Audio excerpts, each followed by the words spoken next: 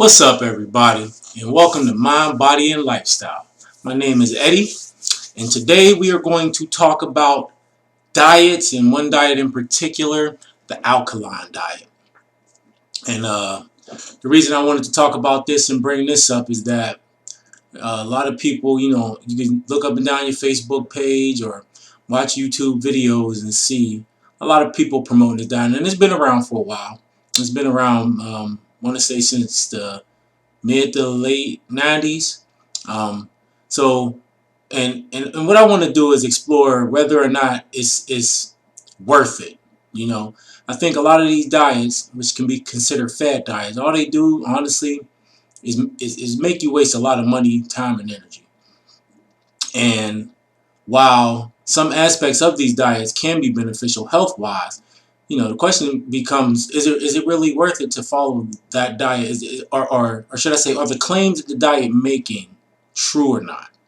And if it's not true, then what does that mean for you, the person who is or is thinking about following that diet? And so, what I'm going to talk about is go over a little bit the founder of the diet, who came up with it. Talk a little bit about diet itself, and then just go through some research that talks about different aspects of the diet. And so to begin, what we're going to talk about is first we'll go over who the creator of the diet is, and there's some things about him that some people might not know, and then we'll just talk about different aspects of the diet, some of the claims that it makes, and then we'll see what the research says about it. And so, if you don't know,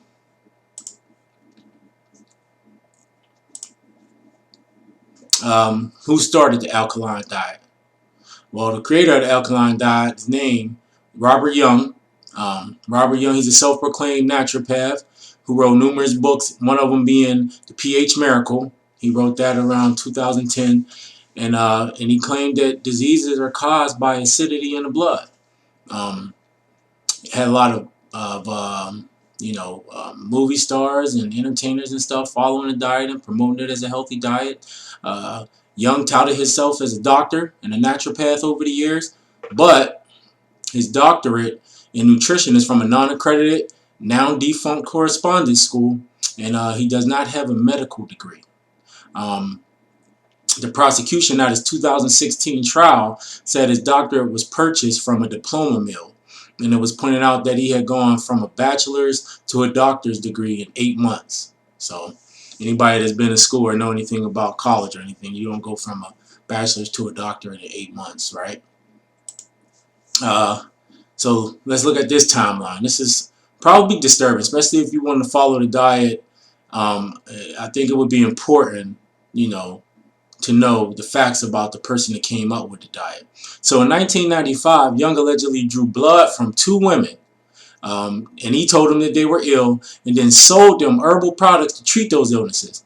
He was charged with 2 third-degree felony counts of practicing medicine without a license, but pled guilty to a reduced misdemeanor charge.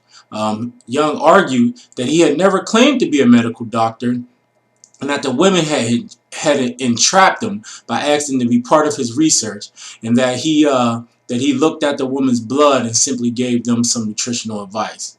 All right. Then in 2001, Young again was charged with a felony in Utah after a cancer patient alleged that Young told her to stop chemotherapy and to substitute one of his products to treat her cancer. Subsequently, when an undercover agent visited Young, he allegedly analyzed her blood and prescribed a liquid diet. The case was taken to preliminary trial, but charges were dropped after the prosecutor stated that he could not find enough people who felt cheated by Young. Young dismissed the arrest as harassment and stated that he moved to California because the legal climate there was more tolerant. On May 12, 2011, Quack Watch published a critical analysis of Young's qualifications and practices. Then in 2014, Young was arrested in San Diego and received 18 felony charges relating to practicing medicine without a license. And practicing medicine without a license and theft. And according to the Medical Board of California's press release, chronically ill patients were paying Young up to $50,000 up to $50,000 for his treatments. His trial started in Vista Superior Court in November 2015. In November 2016, jurors found Young guilty of 2 counts of practicing medicine without a license. So he was found guilty and convicted. All right. As of January 2017, he was facing a 3-year jail sentence and was also to be retired on 6 charges of fraud, and the jury deadlocked 8-4. To avoid a retrial, Young pleaded guilty to 2 more counts of practicing medicine without a license. The 44-month sentence in the plea agreement included a declaration by Young that he has no degrees from any accredited schools, and that he is not a microbiologist, hematologist, medical doctor, naturopathic doctor, or trained scientist. So all the stuff that he was claiming, all the things that he said he was not, and he admitted that as part of his plea agreement. He was sentenced at the end of June 2017. In November 2018, he was ordered to pay $105 million to a cancer patient who had sued him for claiming to be a doctor and advising her to forego traditional medical treatment. Alright, so basically, the guy's a crook. And what's bad about this is that me, myself, I'm studying to be a herbalist. And I believe in the power of herbs and naturopathic medicine. But then you got guys like this, who are crooks. He's a crook. It's plain and simple. He's a crook. And unfortunately, some people suffered at the hands of his, lies. I mean, people have died who refused to take cancer treatment, and he used his. I think at one point he was doing baking soda injections and stuff like that to people, using what do you call it, IVs? So baking soda IVs. And yeah, none of it worked, and these people end up losing their lives because they trusted this man. And so, and I want to put this out there because it's important, because this is where the origins of the diet came from. So if this man has been lying to people, then how can we trust anything that has come out of this diet? Now look, here's the thing. If you eat a diet high in vegetables, fruits, legumes, grains, things of that nature, it's going to be healthy for you regardless. You're probably going to lose weight regardless. Okay? It has little to do with whether or not the fruit or the vegetable or grain or whatever is acidic or base. The fact that you're not eating a lot of saturated fat, cholesterol, and all that is going to have a benefit for you health-wise. All right? But we'll go through some more of these notes, and we'll. I just wanted to at least lay the foundation of where this diet came from, and the guy, the crook, that started all of this. All right, so so the alkaline diet is also known as the alkaline ash diet. All right, and it's based on that premise that you can alter the pH value of your body, make it more alkaline or more acidic, just by what you put into it. All right. Your metabolism, the conversion of food and energy, is sometimes compared to fire. Both involve a chemical reaction that breaks down a solid mass. Okay. However, the chemical reactions in your body happen in a slow and controlled manner. Everything in your body is controlled. Okay. And as we'll see, you can't just go messing around with these controls because it can be life-threatening. All right. And so when things in your body burn, you eat the food, it goes into your body. You have the process of oxidation or whatever, leaves behind the ash. That's known as metabolic waste. And this metabolic waste can be alkaline, neutral, or acidic. All right, so proponents of the alkaline diet claim that this waste can directly affect your body and the health of your body. And so, in other words, if you eat more acidic foods, it can make your blood more acidic. And if you eat more alkaline foods, it can make your blood more alkaline. But I think what we'll see in the research is that is not necessarily true. Okay, well, first of all, the food that you eat will not change the pH of your blood. But we'll get into that, all right? But these people who believe in this diet believe that by choosing alkaline foods, you should be able to alkalize your body and improve your health. So food components that leave And acidic ash include proteins, phosphate, and sulfur, while alkaline components include calcium, magnesium, and potassium. Okay, so certain food groups that might be considered acidic would be meat, poultry, fish, dairy, eggs, grains, alcohol. Neutral foods will be more like fats, starches, and sugars. And then you got your alkaline foods, which would be your fruits, nuts, legumes, and vegetables. So according to people who follow this diet, they of course want to eat more of the foods that are on the fruit, nut, legume, vegetable side, but then they restrict even more to certain fruits, vegetables, so on and so forth. Um, but let's talk about the body's pH level and the difference between blood pH and urine pH and so on and so forth. We'll get into that because I think that's important when we look at the claims that the diet make and whether or not they're true and how pH really works in the body and what role food plays. Because it does play a role. And saying all this is not to say that you can eat a lot of meat and fish and all these animal products and it won't affect your health in a negative way, okay, because it will.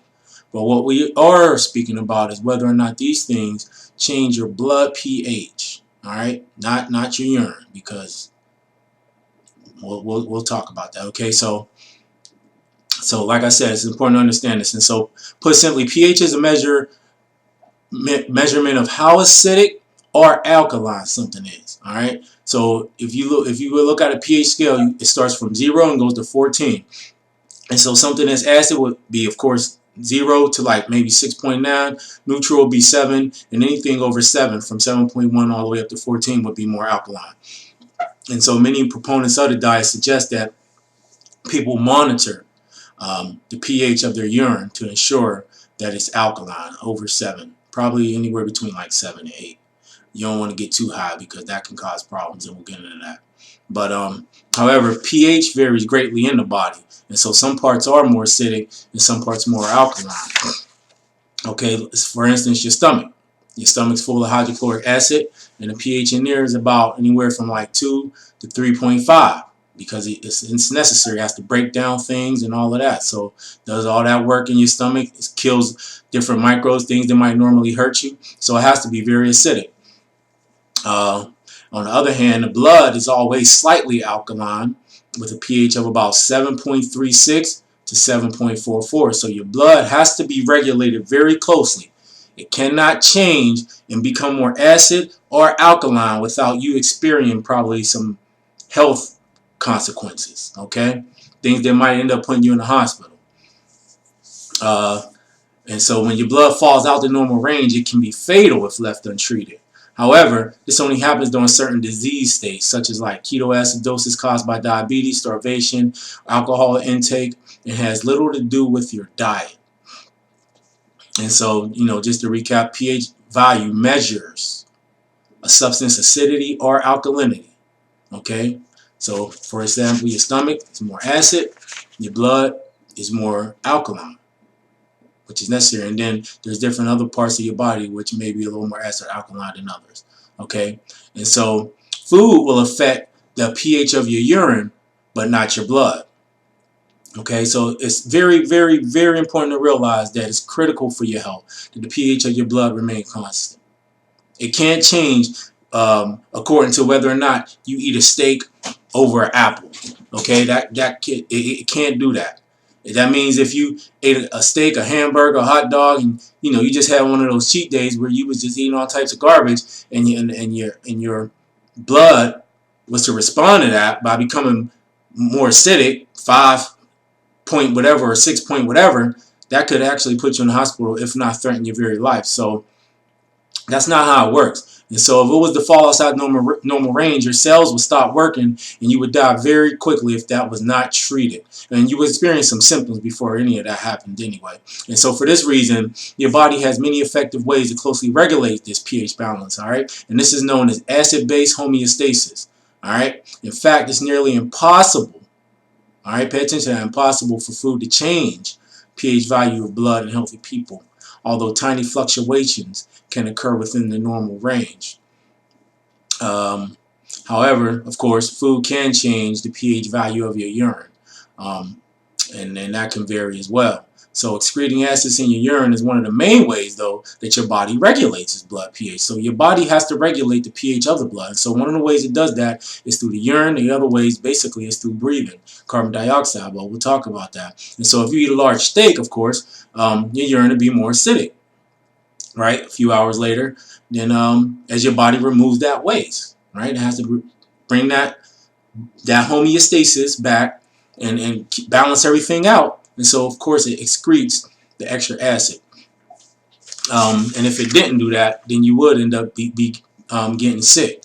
And so, as we see, that steak is not going to do much to change the blood pH level that you have. Your body has ways of maintaining that. And unless you have issues, especially like kidney issues,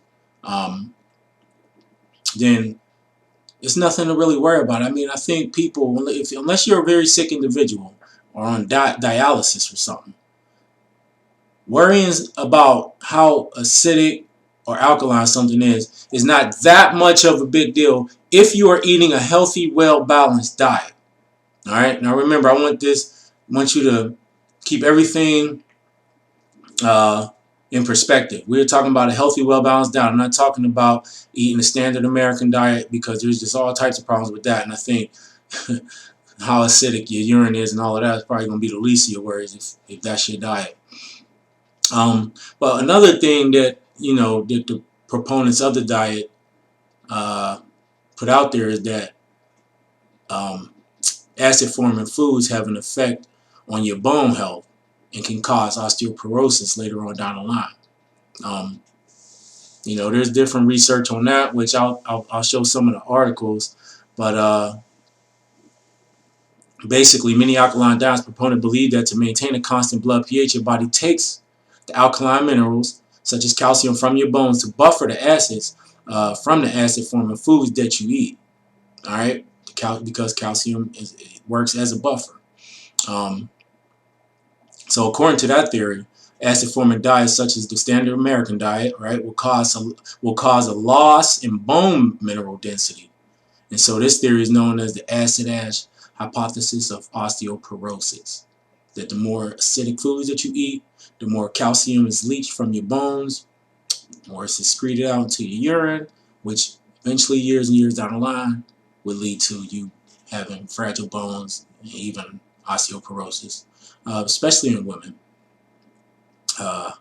However, this theory does ignore one thing: the function of the kidneys. And like I said, unless you're sick and you got bad kidneys, then this really wouldn't be an issue. But it ignores the function of the kidneys, which are fundamental in removing the acid from your body and helping to regulate that pH level. The kidneys produce bicarbonate ions that neutralize acids in your blood, enabling your body to closely manage blood pH. All right. Your respiratory system is also involved in controlling blood pH. When bicarbonate ions from your kidneys bind to acids in your blood, they form carbon dioxide, which you breathe out, and water, which you pee out. All right. So you're breathing it out and you're peeing it out. The acid-ash hypothesis also ignores one of the main drivers of osteoporosis: a loss in the protein collagen from bone. So one of the elements that go into osteoporosis is the loss of collagen from the bone. And so some of the research even shows that, whereas the alkaline diet says to eat less protein, some research shows that you do need the protein to help prevent osteoporosis from developing later on down the line. And so, ironically, this loss of collagen is strongly linked to low levels of two acids: orthosilicic acid and ascorbic acid, basically vitamin C in your diet. All right. So keep in mind that scientific evidence linking dietary acid to bone density or fracture risk is mixed. While many observational studies have found no association, others have detected a significant link. And so it just depends on what you look at, but there hasn't been anything that's been very definitive. Clinical trials, which tend to be more accurate, have concluded that acid-forming diets have no impact on calcium levels in the body at all. And so, I guess ultimately, what the question you have to answer is it worth the the restrictive element of the diet? I mean, I don't know if you are a member of any of the Facebook groups, the vegetarian, vegan groups, alkaline groups. I am. I mean, people go crazy about this stuff, man. They'll say you can't eat this and you can't eat that, and this ain't approved and that ain't approved. I mean, look, for a person who's already struggling dietary wise, I mean, the last thing I think that you should do is give them a super restrictive diet. I mean, keep it simple, stupid, right? Kids, keep it simple, stupid. Just eat more fruits and vegetables than anything else. Cut back, if not cut out your refined foods. Cut back, if not cut out your animal products. And eat a lot of fruits, vegetables, grains, and legumes, right? I don't think you need to worry so much whether or how acidic those things are. And then you have the people who say, well, this is more acidic than the other, or this is genetically modified, which you should watch out for the GMOs, but the other one is the hybridization of certain fruits and vegetables. I mean, there's all this stuff, and people just make this diet thing so much more complicated than it has to be. And when you have a diet like the alkaline diet, there's a lot of, I guess, extras that come along that people want to sell you. They want to sell you all of this stuff and make you think that you need it to be healthy, when really you don't. And when in reality, you could actually be doing yourself a disservice and making yourself even more unhealthy. And so the very thing you might be trying to do, you might be fighting against that if you actually follow the diet the way it's laid out. And so, if anything, I would take a good look at what it is that you lack in your diet, what your dietary goals are, you know, depending on how sick you might be, if you're sick at all, and then, you know, adjust your diet accordingly. All right. But another claim that the alkaline diet makes is that it can fight, if not heal, cancer, different types of cancers. Many of them argue that cancer can only grow in an acidic environment and be treated or even cured with an alkaline diet. All right. Comprehensive reviews on the relationship between diet-induced acidosis or increased blood acidity caused by diet and cancer concluded that there is no direct link. All right. Food doesn't significantly influence blood pH. So if food does not significantly influence blood pH, then how could it have a impact on, you know, fighting cancer like that? Not saying that certain foods, see, let's not confuse or confound eating processed foods and foods that are full of chemicals and all of that go into your body and they can lead to cancer down the line with how acidic or alkaline a food is, you know, causing or fighting cancer. There's a difference there. All right? Because you can eat fruits and vegetables, but just because a fruit or a vegetable is more acidic than another doesn't mean it's going to cause cancer or cure cancer any more than that other fruit that's more alkaline. Okay, so studies have shown that cancer grows in normal body tissue, which has a slightly alkaline pH of 7.4. And many experiments have successfully grown cancer cells actually in an alkaline environment. All right, and while tumors grow faster in acidic environments, tumors create this acidity themselves. It is not the acidic environment that creates cancer cells, but cancer cells that create the acid environment. All right, so it's not the food, the acidic food that you eat that goes into your body that can create the cancer. It's actually when the cancer cells grow or come from wherever they come from, all right, because it's not necessarily diet related, right? There's all types of reasons why people can get cancer, all right, but it's saying that these tumors and these cancer cells actually create an acid environment. So it wasn't the acid that caused the cancer, it's cancer that caused the acid. And that doesn't mean that you can actually cure the cancer just by eating alkaline food if the alkaline food isn't really having an impact on your blood pH level. That's not saying eating healthy won't help you be more healthy and prevent or even fight cancer. What we saying is we talking about the difference between alkaline and acid. All right, and the difference between just focusing on eating a well-balanced diet that's more fruits, vegetables, grains, and legumes than processed and animal products. Period. without worrying about all the other stuff in between.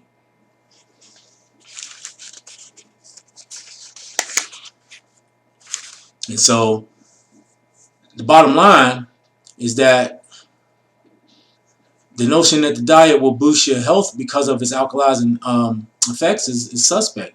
Just like the guy who came up with it. It's suspect. And the people trying to sell you this stuff is suspect too. Alright? An apple's an apple, an orange is an orange. I'm not going to change. Listen, I eat whatever fruit or vegetable I want to eat. Grains, legumes, I don't worry about if it's acidic or not. If it's more alkaline or not. I just mix it up. I mix it up. A healthy lifestyle. And so these claims haven't been proven by any reliable human studies at all. And so some studies suggest positive effects in a very small subset of the population, specifically a low-protein alkalizing diet may be beneficial for people with chronic kidney disease, CKD. But once again, if your kidneys are having problems filtering your blood, then yeah, not eating steak might be a good idea. Not eating any animal products, honestly, probably be a good idea. But that doesn't have a that doesn't necessarily correlate to fighting cancer, beating cancer, just because you eat those things. Yes, we know that a healthy diet can influence and even help the body to heal faster and regenerate cells. But does that mean, is it the alkaline diet, or is it just the fact that you was eating more whole foods than processed food? More fruits, vegetables, grains, and legumes than animal products? I think it would be the latter. I don't think it's necessarily an alkaline diet itself. I think it's like any other diet.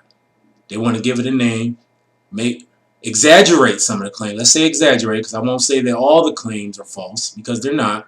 But exaggerate some of the claims and give people false hope and get them to spend money on things that they really don't need. And so basically the alkaline diet is only healthy because it's based on a whole unprocessed food. It's a whole food, somewhat plant-based diet if a person still eats some animal products, and if not, whole food plant-based diet. Some of the articles we're going to look at will begin to show this. Alright, and so let's take a look at this study. Alright, where it says dietary acid load is not associated with lower bone mineral density except in older men. And just to point out, higher dietary acid load may be detrimental to bone mineral density, BMD, although sufficient calcium intake might neutralize this effect. And then when you look down here, it says there were no significant interactions between either estimated need or prowl and total calcium intake. These results suggest that, with a possible exception of older men, dietary acid load does not have a measurable negative effect on bone health, regardless of total calcium intake. Alright, look at another one. Alright, this one was low urine pH and acid excretion do not predict bone fractures or the loss of bone mineral density, a prospective cohort study. And so, just read through this real quick. The acid ash hypothesis, the alkaline diet, and related products are marketed to the general public. Websites, lay literature, and direct mail marketing encourages people to measure their urine pH to assess their health status and their health risk of osteoporosis. Alright, it goes into what the objectives of the study were to determine. Alright, so results. There were no associations between either urine pH or acid excretion and either the incidence of fractures or change of BMD after adjustments for co-founders. Conclusion, urine pH and urine acid excretion do not predict osteoporosis risk. Alright, let's keep on going. This study right here. This study revealed no significant associations between either of the urine measures of dietary acid load, urine pH, or calculated acid excretion in urine, with the occurrence of fragility fractures over 7 years or changes in BMD over 5 years at any of the 3 sites, the spine, the neck, and total hip. The evidence To support the acid-ash hypothesis of osteoporosis predominantly comes from studies using changes in urine calcium as the outcome. Okay, some prospective observational studies and one randomized trial. Although one randomized trial has supported the hypothesis, another did not. The randomized trial supporting the hypothesis did not use concealment of allocation, a study quality indicator for randomized studies that is important to avoid bias during the randomization process. Without concealment of allocation, investigators can influence the allocation of individuals into the treatment groups, invalidating the randomization. Trials that do not have concealment allocation can overestimate effectiveness of a therapy. The more recent randomization trial that concealed allocation did not reveal any protective effect of either potassium citrate or increased fruit and vegetable consumption on change in BMD. And so now let's look at this one. Says this meta-analysis, based on studies with superior methodology, showed that despite a linear relationship between NAE, which is net acid excretion, and urine calcium, there was no relationship between NAE, net acid excretion, basically PN, right, with either calcium balance or N-terminal telepeptides, a marker of a bone metabolism. The assertions that diets that produce high levels of net acid excretion cause osteoporosis have been primarily based on changes in urine calcium. However, the findings from this meta-analysis do not support the concept that the increased urine calcium associated with altered NAE represents the loss of whole body calcium. Alright, and then the conclusion of this particular study was, in conclusion, this meta-analysis does not support the concept that the calciuria associated with higher NAE reflects lower calcium retention and skeletal bone mineral loss. It should be emphasized that changes in calcium excretion do not accurately represent changes in calcium balance. So just because calcium is being excreted in the urine, that's not necessarily that doesn't necessarily give you a accurate measurement of what the calcium balance is as far as bone density goes. And so promotion of the acid-ash hypothesis or alkaline diet to the public to prevent calcium loss is not justified. A definitive, well-designed, adequately powered study is needed to determine whether there is an association between NAE and osteoporosis. To be definitive, this study must use direct measures of bone strength, such as biomechanical testing of bone or the incidence of fragility fractures, and follow recommendations for good methodological study quality. Alright, so as we can see so far, and I am reading these and going through these because and I can just leave the links, and I will put the links in the description, and I can just leave them there and have you go through them yourself, but I just want people to hear this, alright, because there is no real solid evidence for a person to have to restrict themselves to this point and follow this diet and pay and spend all this money. Look, I'm all for, and that's what this channel is about, healthy lifestyle, mind, body, and lifestyle, man. Get your mind right, get your body right, your lifestyle follow. Well, part of that is not being duped, right? Not being duped, because these things can take a toll on us. They can cost us a lot of money, and they can definitely, lead to some detrimental negative effects on our health, and basically go against what we was trying to do, which was trying to, live healthy lifestyles. And so in this study, one of the things they did, they did a systematic review and meta-analysis. It says they systematically searched public literature for randomized intervention trials, prospective cohort studies, and meta-analysis of the acid-ash or acid-based diet hypothesis with bone-related outcomes in which the diet acid load was altered or an alkaline diet or alkaline salts were provided to healthy human adults. Cellular mechanism studies were also systematically examined. The result was 55 of 238 studies met the inclusion criteria, 22 randomized interventions, 2 meta-analyses, and 11 prospective observational studies of bone health outcomes, including urine calcium excretion, calcium balance or retention, changes of bone mineral density or fractures among healthy adults in which acid and or alkaline intakes were manipulated or observed through foods or supplements. In 19 in vitro cell studies which examined the hypothesized mechanism, several weaknesses regarding the acid-ash hypothesis were uncovered. No intervention studies provided direct evidence of osteoporosis progression, fragility fractures, or bone strength as measured using biopsy. The supporting prospective cohort studies were not controlled regarding important osteoporosis risk factors, including weight loss during follow-up, family history of osteoporosis, baseline bone mineral density, and estrogen status. No study revealed a biologic mechanism functioning at physiological pH.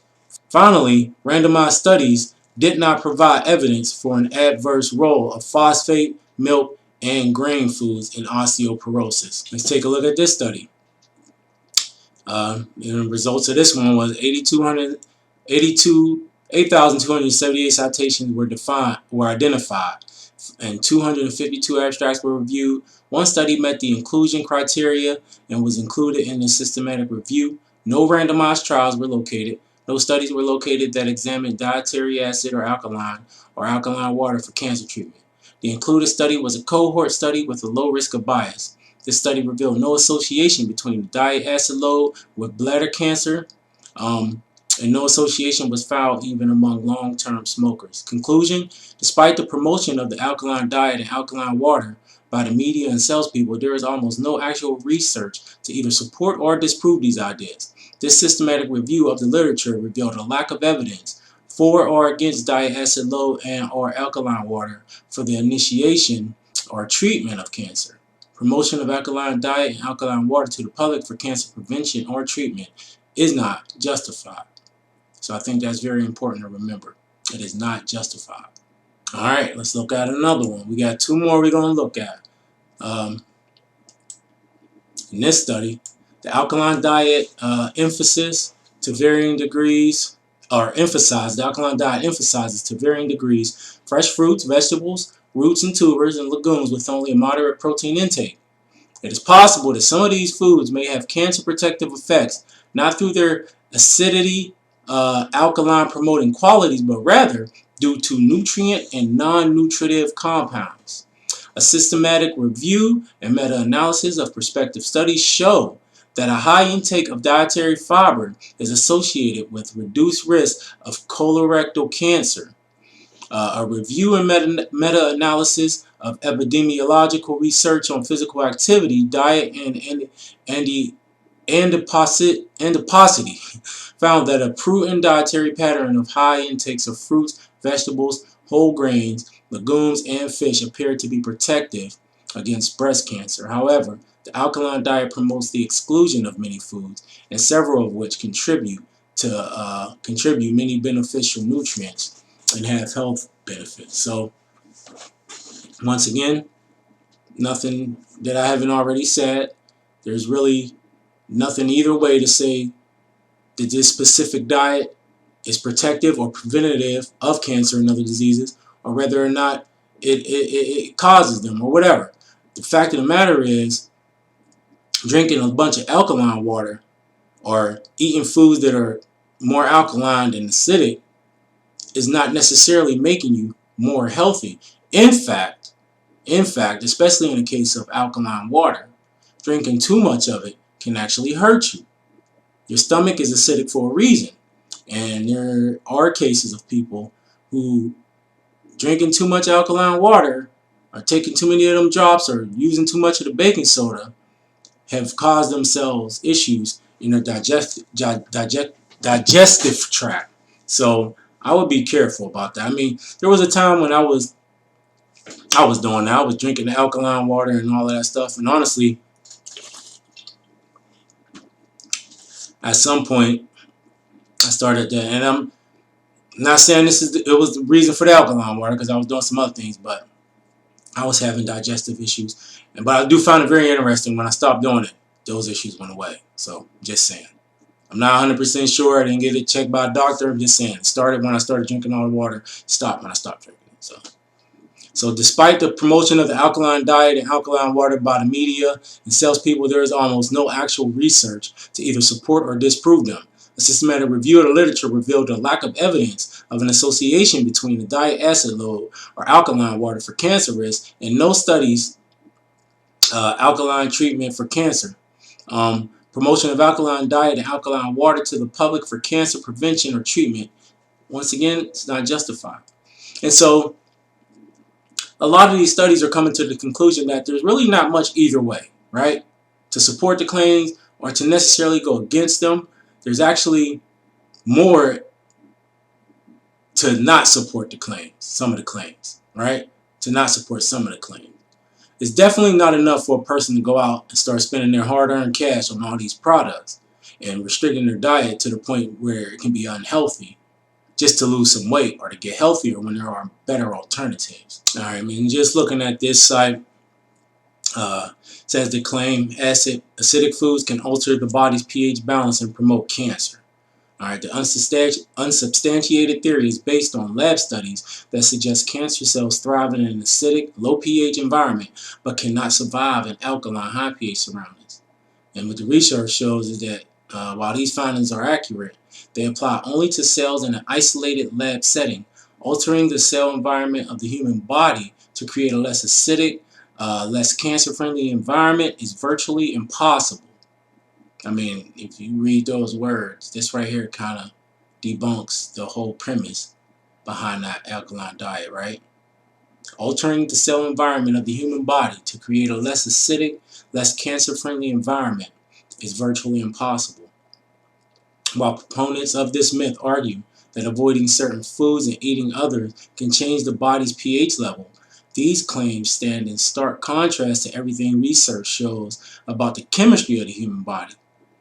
Acid-base balance is tightly regulated by several mechanisms, among them kidney and respiratory functions. Even slight changes to your body's pH are life-threatening events. Patients with kidney disease and pulmonary dysfunction, for example, often rely on dialysis machines and mechanical ventilators, respectively, to avoid even small disruptions of acid-base balance.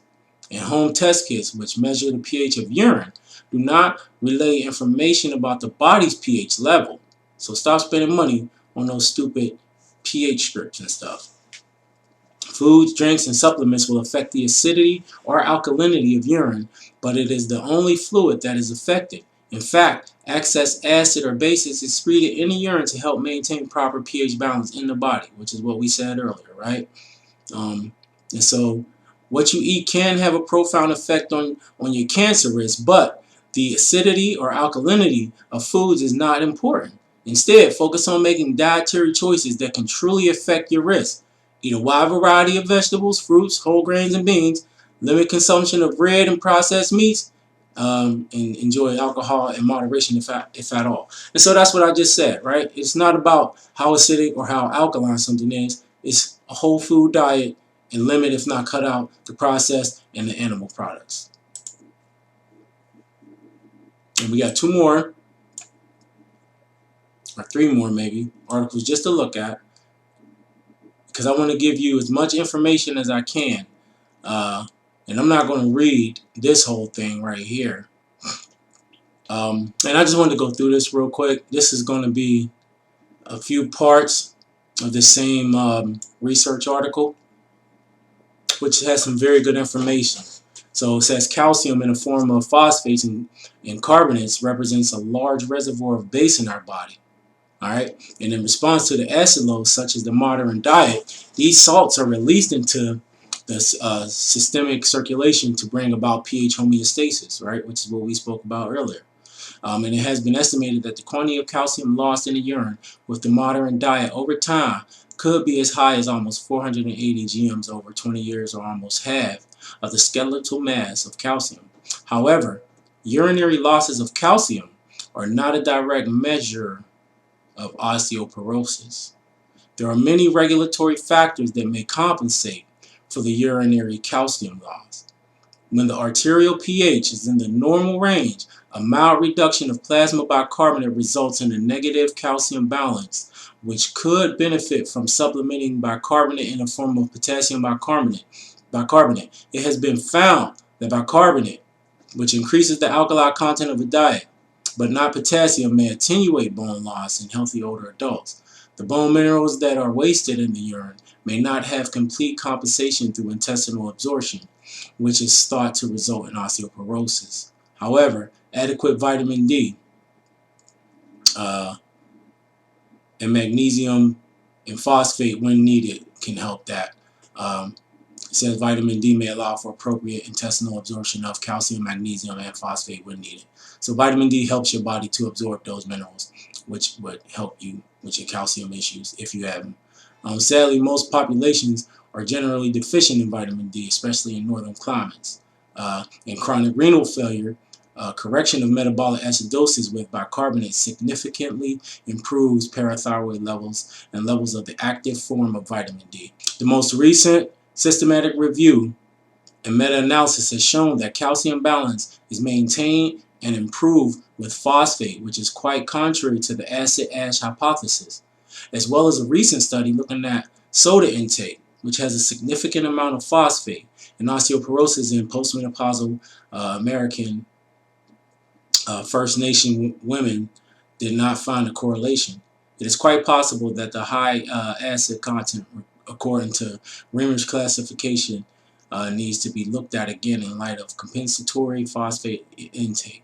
There is online information promoting an alkaline diet for bone health, as well as a number of books. However, a recent systematic review of the literature looking for evidence supporting the alkaline diet for bone health found no protective role of dietary acid load in osteoporosis. Alright, so then the article goes on and says another element of the modern diet is the excess of sodium in the diet. Alright, so this is an important factor as well.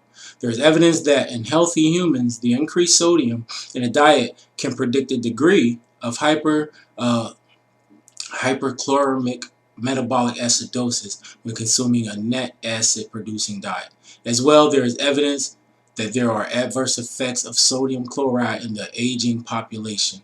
A high sodium diet will exacerbate disuse, induce bone and muscle loss during immobilization by increasing bone reabsorption and protein wasting. Excess dietary sodium has been shown to result in hypertension and osteoporosis in women. And then it goes on to say excess dietary protein with high acid renal load may decrease bone density if not buffered by ingestion of supplements or foods that are alkaline rich. However, adequate protein is necessary for prevention of osteoporosis and sarcopenia.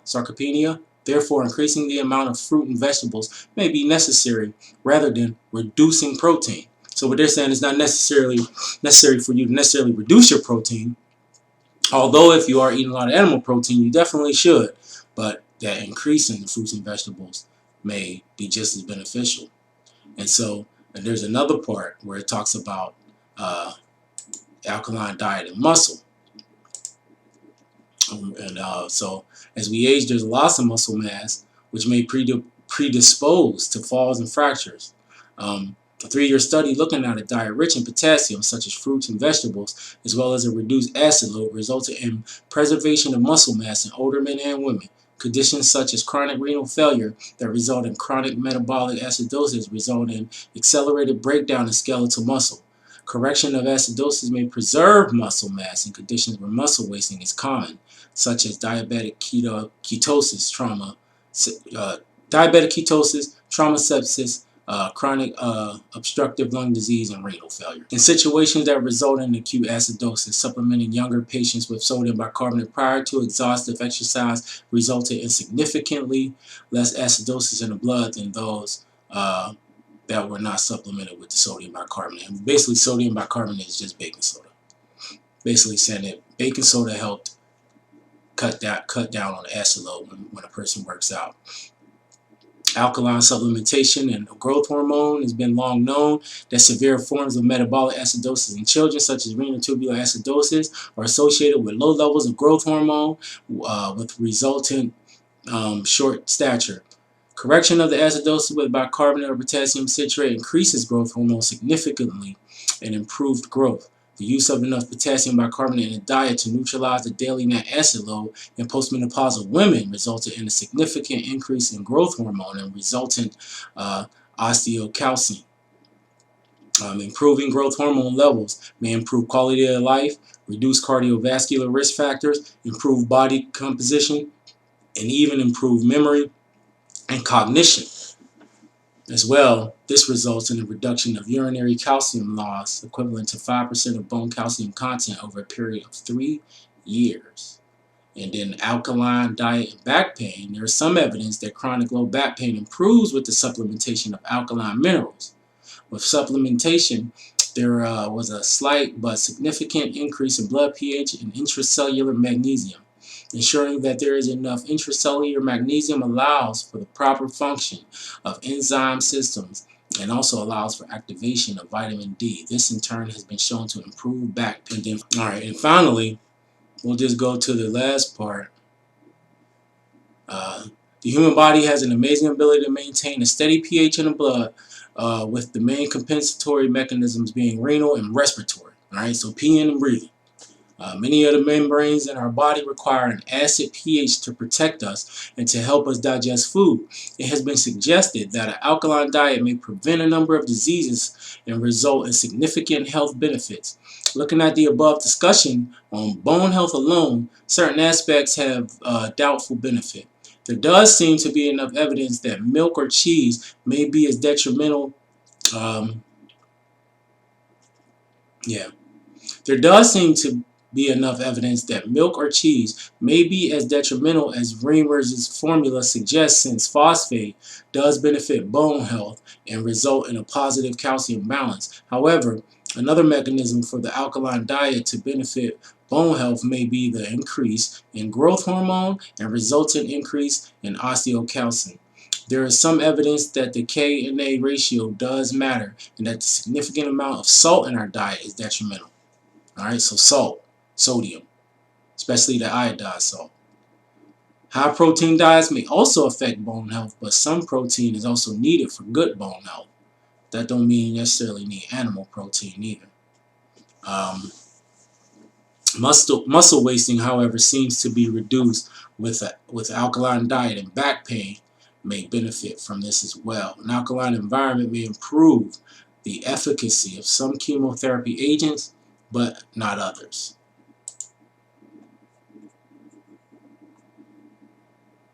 And so in conclusion, alkaline diets result in a more alkaline urine pH and may result in reduced calcium in the urine. However, as seen in some other recent reports, this may not reflect total calcium balance because of other buffers such as phosphate. There is no substantial evidence that this improves bone health or protects from osteoporosis. However, alkaline diets may result in a number of health benefits as outlined below.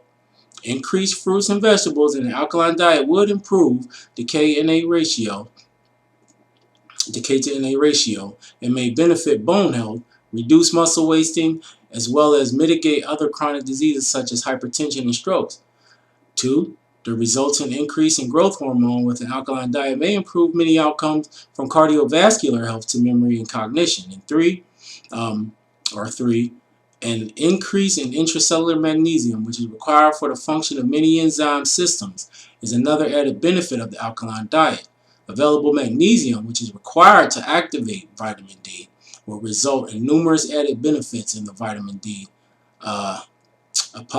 apocrine exocrine systems. And then 4, alkalinity may result in added benefit for some chemotherapeutic agents that require a higher pH.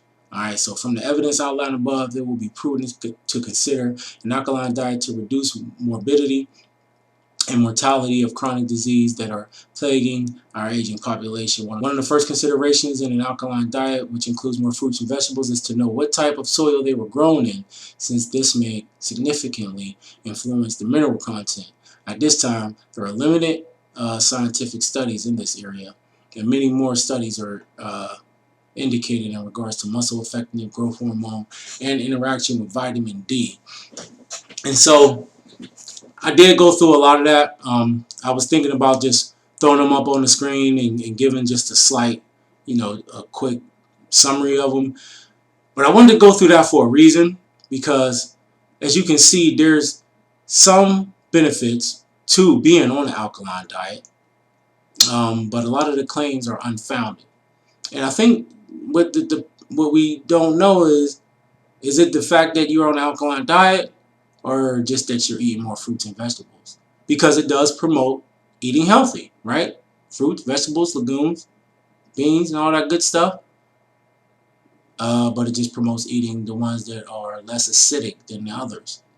But do you need to? Is that something you really need to be worried about? Just think about it. In your daily life, is when you go shopping, do you really want to be worried about if the fruit or the vegetables, the beans, and the produce and things like that you're picking out, how acidic or how alkaline it is? Like, out of all the things you got to worry about in your day, is that something you really want to be worried about?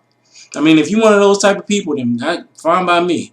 But me, I don't worry about it. I don't even worry no more so much, depending on what I'm getting, if something is organic or not. Because there's just too much coming out about that stuff too. Glyphosate being found in all types of stuff that's supposed to be organic. It's just too much. It's unnecessary. How does that help us live a healthy and holistic lifestyle when you always have to be worried? You should be thoughtful about what you put into your body. You should be knowledgeable about what you're putting into your body. But you shouldn't always be worrying about it, stressing yourself out. Then what does it matter if you're eating healthy when you're always stressed and worried? Now you're still doing something that's unhealthy. You're still making these unhealthy choices by worrying and stressing, putting stress on your body. So now that's going to mitigate the good food that you're putting into your body, the effects that it might have. So I think what it boils down to is this. If you're looking to live a healthy lifestyle, to be on a diet, to lose weight, to just get healthier overall, don't go searching for a specific diet per se. Don't look for the alkaline diet. Me myself, I don't eat animal products. I've been maybe these last 7 months. Um, that's just my own reasons. I'm not going to say that you have to be total vegan to be healthy, because I don't think that everyone has to be a vegan to be healthy. I don't think that a vegan diet is necessarily the best diet for everybody. Alright? But what I do know is this. In order to be healthy, you need to eat more whole foods, fruits, vegetables, grains, and legumes than you do animal products and processed food. Period, point blank, and you need to be active. And you don't need to be on an alkaline diet, and you don't need to be on a paleo diet or a keto diet. You don't need to do any of those things. And most of those things, most of those diets are showing that over the long term, there's more of a detrimental effect that it's having on your body than beneficial. Especially the keto diet and all of those high meat, high fat, high animal product diets. How does that even make sense to a person to think that eating a diet high in fat and cholesterol is going to be beneficial for them in the long run? Any type of diet, if you do it the right way, can help you lose weight. That don't mean it's sustainable, and that don't mean it's beneficial in the long run. Eating whole food, eating plant food, plant-based diet is more beneficial in the long run. It doesn't have to be an alkaline diet. There is benefits to being on a diet, but I think long term, I don't think it's sustainable for most people. It's too restrictive, and it does have some areas where it can lead to some deficiencies. So, hope you enjoyed this presentation. I know it was a lot. Leave your comments down below. Let me know what you think. If you got any research that might go against what I'm saying, please point it out to me. Let me know. I love to learn. I'll be more than welcome, or more than happy to look it up and read it. And but I would like to hear what you got to say. If anybody has anything, any testimonies about how this diet may have helped them, go ahead and drop that in the comments too. But if you like this video, go ahead and hit that like button and subscribe. I'll be uploading more videos. If you got any ideas for content that you might want to see, or anything that you might want me to put out there, just let me know. This will be all health, all lifestyle, mind, body, and soul, man. Mind, body, and lifestyle. So if you want the PowerPoint, it's just a basic, simple PowerPoint. If you want it, just shoot me an email. Email will be in the description, and I'll send you the PowerPoint. It ain't no big deal. All right, so thanks for watching Mind, Body, and Lifestyle. And remember, a healthy mind, healthy body inevitably leads to a healthy lifestyle.